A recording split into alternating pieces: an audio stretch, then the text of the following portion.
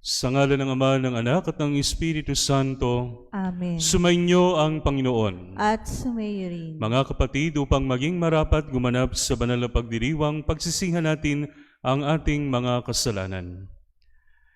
Sinugong tagapagpagaling sa mga nagsisisi, Panginoon, kaawaan mo kami. Panginoon, kaawaan mo kami. Dumating na tagapaganyayang ang mga makasalanay magsisi, Kristo, kaawaan mo kami. Kristo, kaawaan mo kami. Nakaluklukan sa kanan ng Diyos Ama para ipamagitan kami, Panginoon, kaawaan mo kami. Panginoon, kaawaan mo kami. Kaawaan tayo ng makapangyarihang Diyos, patawarin tayo sa ating mga kasalanan, at patnubayan tayo sa buhay na walang hanggan. Amen. Papuri sa Diyos sa kaitaasan.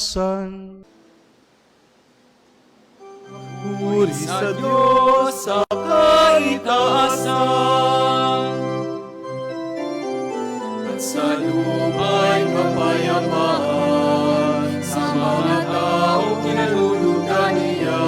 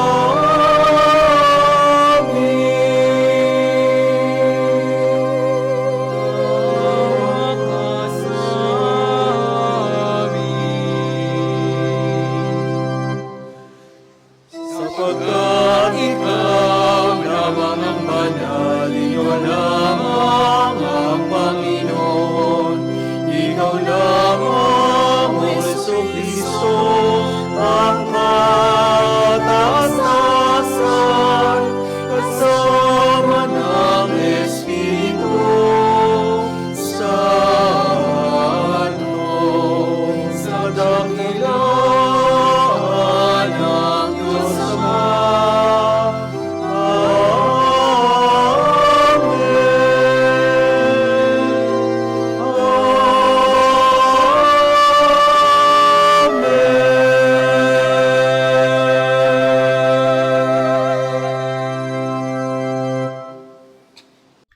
Manalangin tayo. Ama naming makapangyarihan, lagi nawang magalak ang iyong sambayanan sa pagkakaroon ng bagong kalooban upang sa kadakilang dulot ng pag-anib sa iyong angkan, ang araw ng pagkabuhay ay maging pag-asa sa pagdiriwang. Sa pamagitan ni Hesukristo kasama ng Espiritu Santo, magpasawalang hanggan. Amen.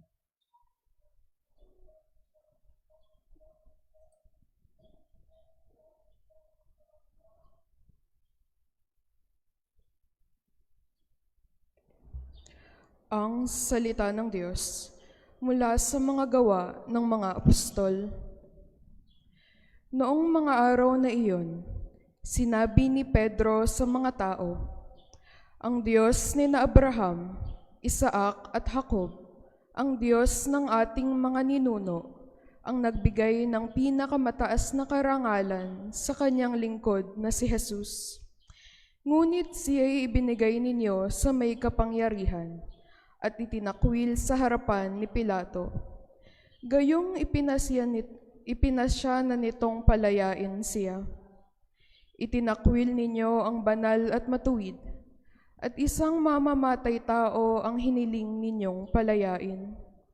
Pinatay ninyo ang pinagmulan ng buhay, ngunit siya'y muling binuhay ng Diyos, at saksi kami sa bagay na ito. At ngayon, mga kapatid, batid kong hindi ninyo nalalaman ang inyong ginawa, gayon din ang inyong mga pinuno. Ngunit sa ginawa ninyo'y natupad ang malaon ng ipinahayag ng Diyos sa pamamagitan ng mga propeta na ang Kristo'y kailangang magbata.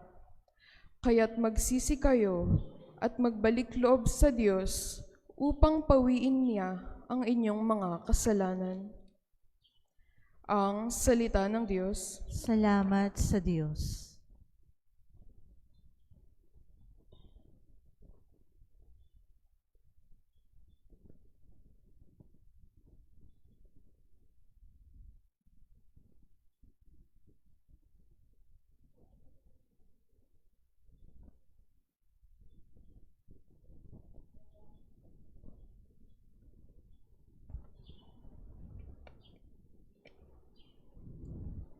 Poon sa aming pasikatin, liwanag sa iyong piling.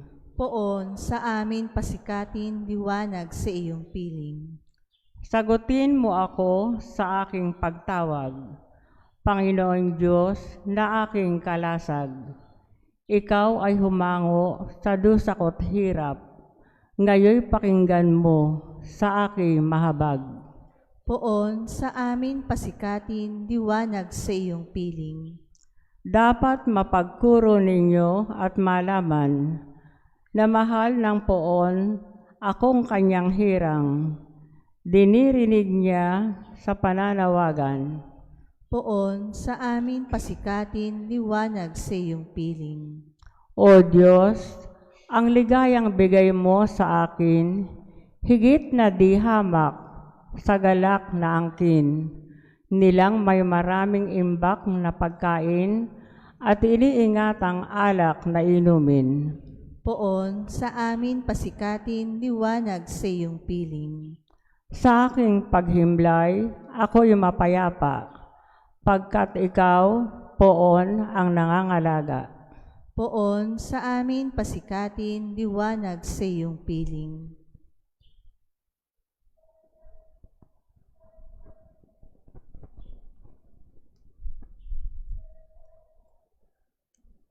Ang salita ng Diyos mula sa unang sulat ni Apostol San Juan.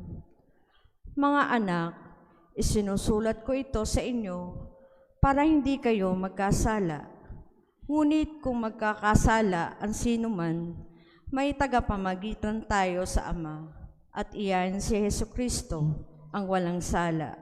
Sapagkat si Kristo ang handog sa ikapapagpatawad ng mga kasalanan natin, at kasalanan din ng lahat ng tao. Nakatitiyak tayong nakikilala natin ng Diyos kung sinusunod natin ang kanyang mga utos. Ang nagsasabing, nakikilala ko siya, ngunit sumusuway naman sa kanyang mga utos, ay sinungaling at wala sa kanya ang katotohanan. Ngunit ang tumutupad sa salita ng Diyos ay umiibig sa kanya ng wagas. Ganito natin nalalamang tayo na sa kanya.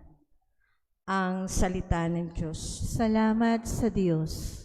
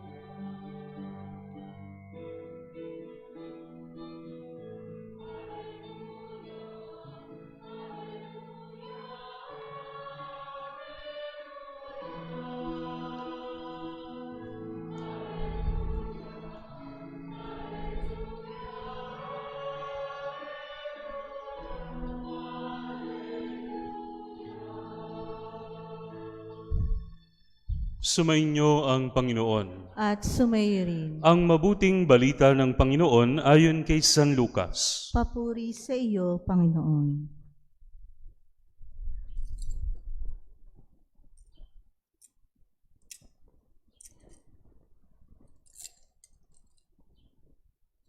Noong panahong iyon, samantalang pinag-uusapan ng mga alagad kung paanong nakilala si Jesus sa paghahati-hati ng tinapay, si Jesus ay tumayo sa gitna nila. Sumainyo ang kapayapaan, sabi niya sa kanila. Ngunit nagulat sila at natakot sa pagkatakala nila yung multo ang nasa harapan nila. Kaya't sinabi ni Jesus sa kanila, "Ano't kayo'y nagugulumihanan? Bakit nag-aalinlangan pa kayo? Tingnan ninyo ang aking kamay at paa. Ako nga ito. Hipuin ninyo ako at pagmasdan. Ang multo'y walang laman at buto, ngunit ako'y mayroon tulad ng nakikita ninyo." At pagkasabi nito, ipinakita niya sa kanila ang kanyang mga kamay at mga paa. Nang hindi pa rin sila makapaniwala dahil sa malaking galak at pagkamangha, tinanong sila ni Jesus, "May makakain ba riyan?"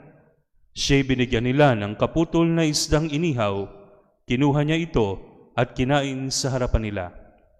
Pagkatapos sinabi sa mga alagad, "Ito ang tinutukoy ko nang sabihin ko sa inyo noong kasama pa ninyo ako. Dapat matupad ang lahat ng nasusulat tungkol sa akin sa kautusan ni Moises, sa mga aklat ng mga propeta at sa aklat ng mga awit." At binuksan niya ang kanilang mga pag-iisip upang maunawaan nila ang mga kasulatan. Sinabi niya sa kanila, "Ganito ang nasusulat, kinakailangang magbata ng hirap at mamatay ang Mesiyas at muling mabuhay sa ikatlong araw. Sa kanyang pangalan, ang pagsisisi at kapatawaran ng mga kasalanan ay dapat ipangaral sa lahat ng bansa, magmula sa Jerusalem. Kayo ang mga saksi sa mga bagay na ito." Ang mabuting balita ng Panginoon. Pinupuri ka namin, Panginoong Hesukristo.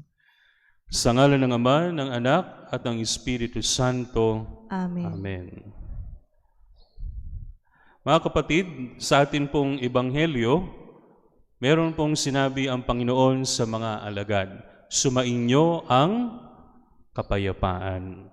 Every time we celebrate and we offer the Mass, bago po magkomunyon, sinasabihan natin ang bawat isa na, "Peace be with you. Peace be with you." Pero paano ba tayo magkakaroon ng kapayapaan? Sinasabi po mga kapatid na may mga ingredients para tayo ay maging payapa.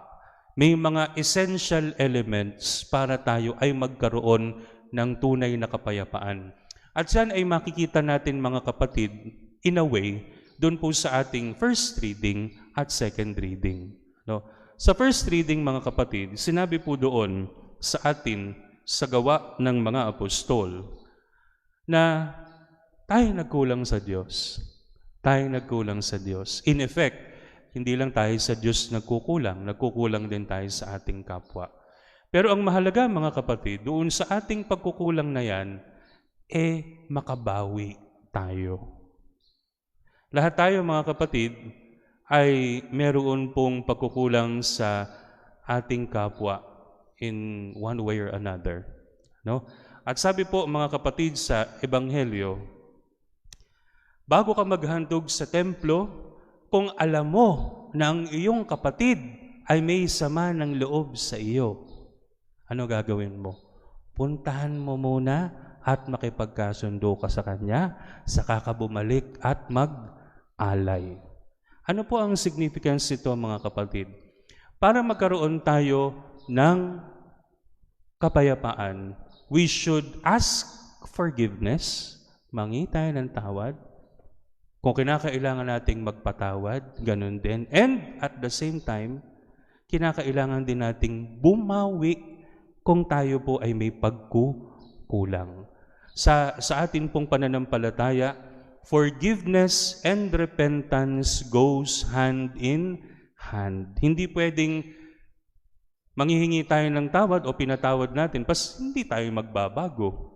Wala ring epekto yung pagpapatawad. Wala ring epekto yun pong ginawa natin. Hindi tayo magkakaroon ng kapayapaan. So yun yung unang bagay. Pangalawang bagay, mga kapatid.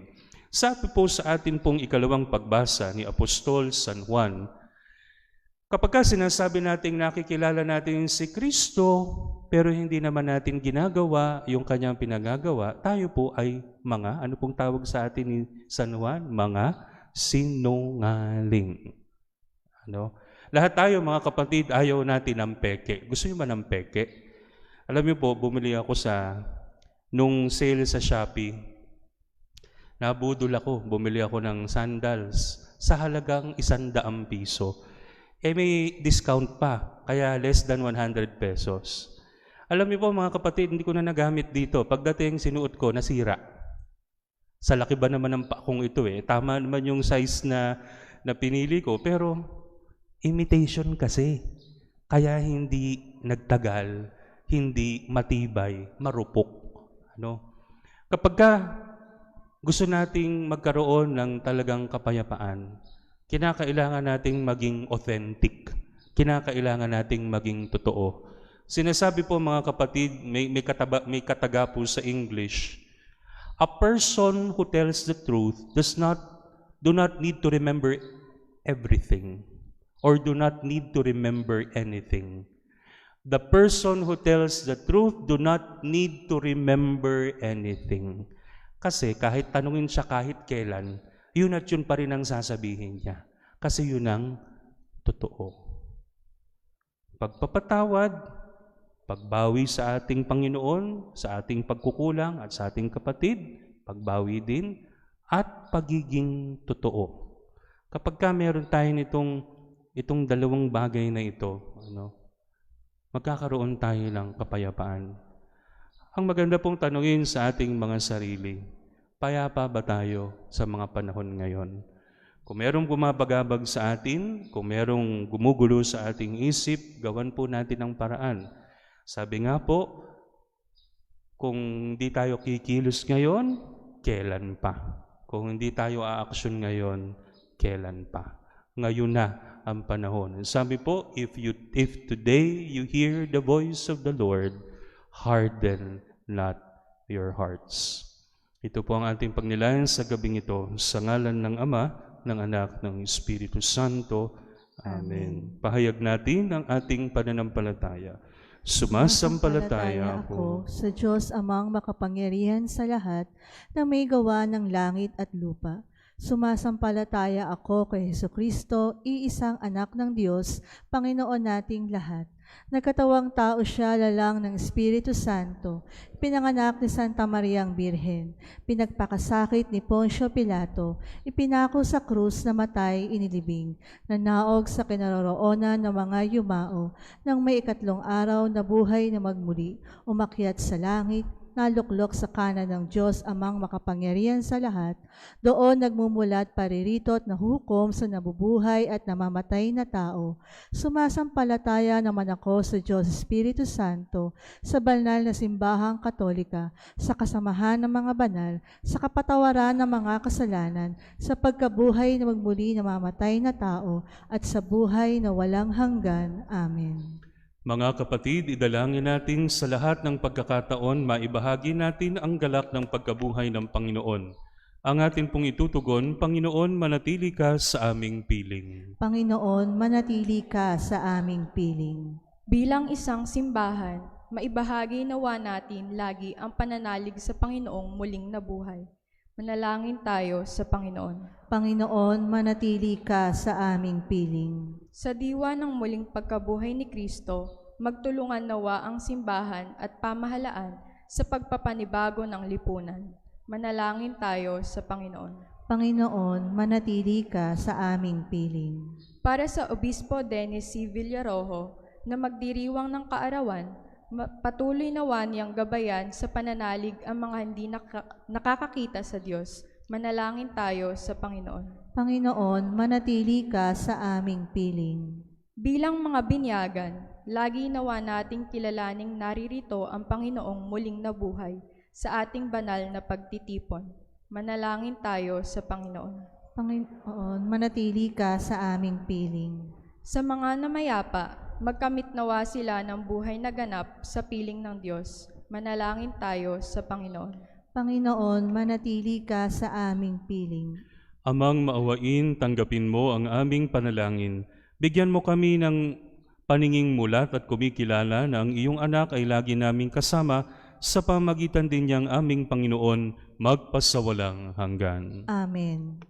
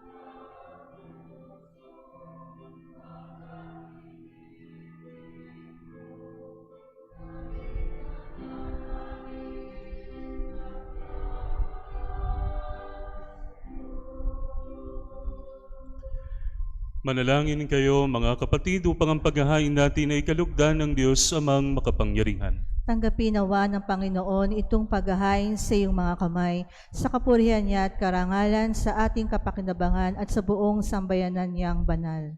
Ama naming lumikha, tanggapin mo ang mga alay ng iyong sambayanang natutuwa.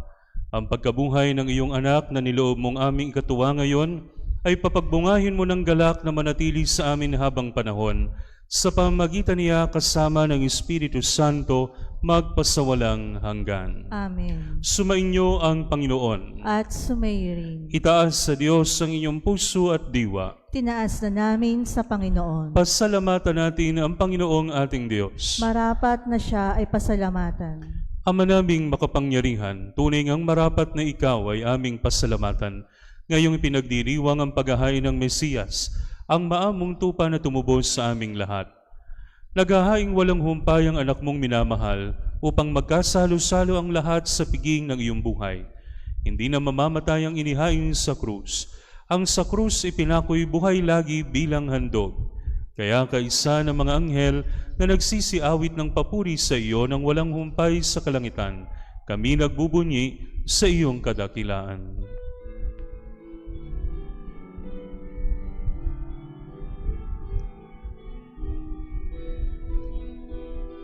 Santo, Santo, Santo, Panginoong Diyos, napupuno ang langit at lupa ng kadakilaan mo. Hosana, Hosana, Hosana sa kaitaasan. Hosana, Hosana, Hosana sa kaitaasan. Pinagpalang naparirito sa ngalan ng Panginoon.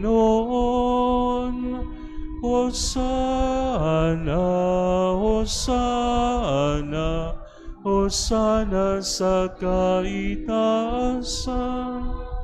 Hosana, Hosana, Hosana sa kaitaasan.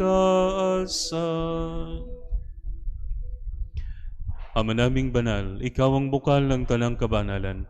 Kaya sa pamagitan ng iyong Espiritu, gawin mong banal ang mga kaloob na ito, upang para sa aming maging katawan at dugo ng aming Panginoong Hesukristo. Bago niya pinagtiis ang kusang loob na maging handog, hinawakan niya ang tinapay, pinasalamatan kanya, pinaghati-hati niya iyon. Iniabot sa kanyang mga alagad at sinabi, "Tanggapin ninyong lahat ito at kanin. Ito ang aking katawan na ihahandog para sa inyo."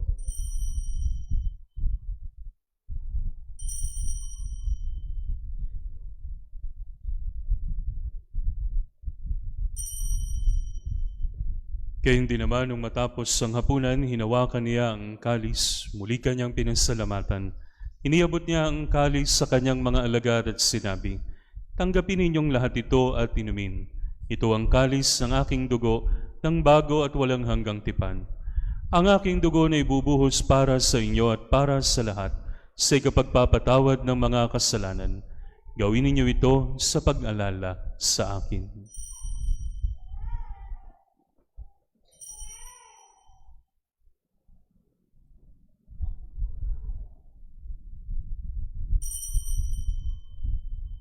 Ipagbunyi natin ang misteryo ng pananampalataya.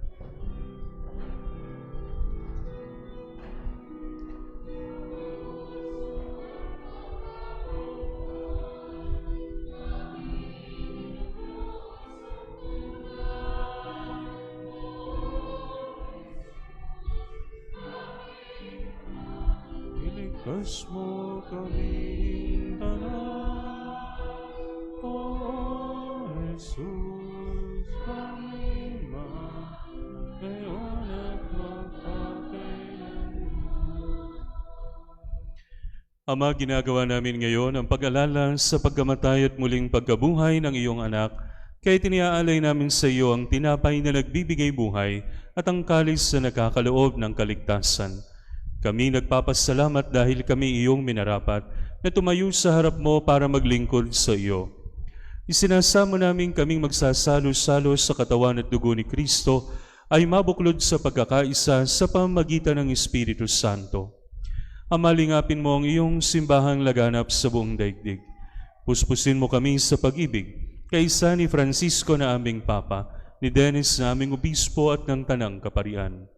Alalahanin mo rin ang mga kapatid naming dahimlay nang may pag-asang silang muling mabubuhay, gayon din ang lahat ng mga pumanaw. Kaawaan mo sila at patuloyin sa iyong kaliwanagan.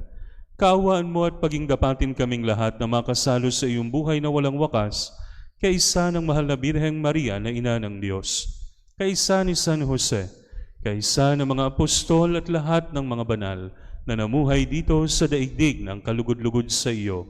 May pagdiwang nawa namin ang pagpupuri sa ikararangal mo sa pamamagitan ng iyong anak na aming Panginoong Hesukristo.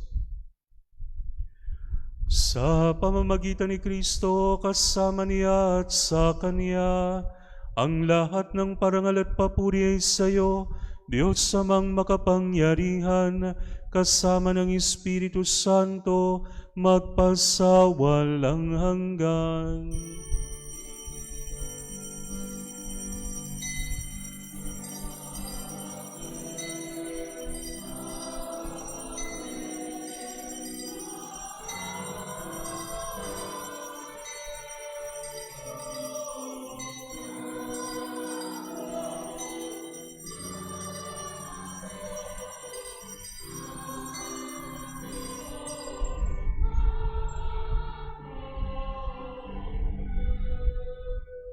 Sa tagubili ng mga nakagagaling na utos sa turo ni Jesus na Panginoon natin at Diyos, ipahayag natin ang lakas loob. Ama namin, sumasalangit ka, sambahin ang ngalan mo, mapasa amin ang kaharian mo, sundin ang loob mo dito sa lupa para nang sa langit. Bigyan mo kami ngayon ang aming kakanin sa araw-araw, at patawarin mo kami sa aming mga sala para ng pagpapatawad namin sa nagkakasala sa amin, at huwag mo kaming ipahintulot sa tukso, at iadya mo kami sa lahat ng masama. Hinihiling namin kami iadya sa lahat ng masama, pagkalooban ng kapayapaan araw-araw, iligtas sa kasalanan at ilayo sa lahat ng kapahamakan, samantalang aming pinananabikan ang dakilang araw ng pagpapahayag ng tagapagligtas naming si Jesucristo.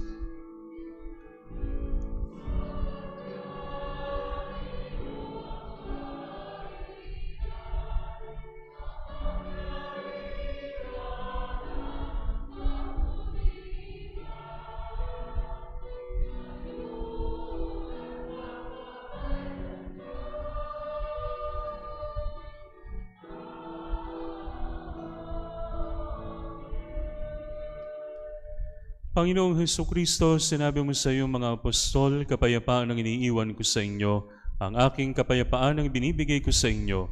Tunghayan mo ang aming pananampalataya at huwag ang aming mga pagkakasala. Pagkalooban mo kami na kapayapaan at pagkakaisa ayon sa iyong kalooban, kasama ng Espiritu Santo, magpasawalang hanggan. Amen. Ang kapayapaan ng Panginoon ay laging sumainyo. At sumayo rin. Magbigayan kayo ng kapayapaan sa isa't isa.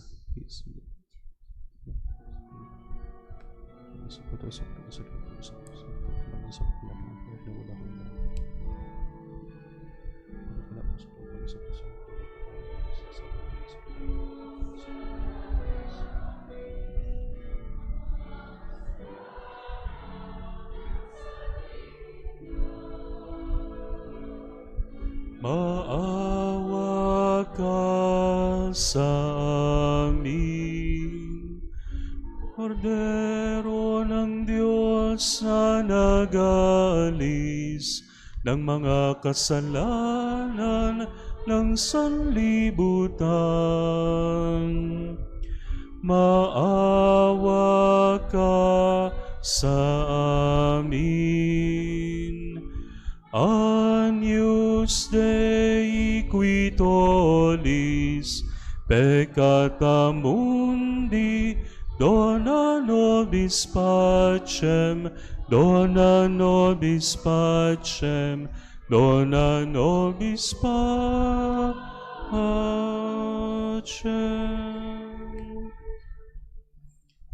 Ito ang kordero ng Diyos. Ito ang nag-aalis ng mga kasalanan ng sanlibutan. Papalad ang mga inanyayahan sa kanyang banal na piging. Panginoon, hindi ako karapat-dapat na magpatuloy sa iyo, ngunit sa isang salita mo lamang ay gagaling na ako.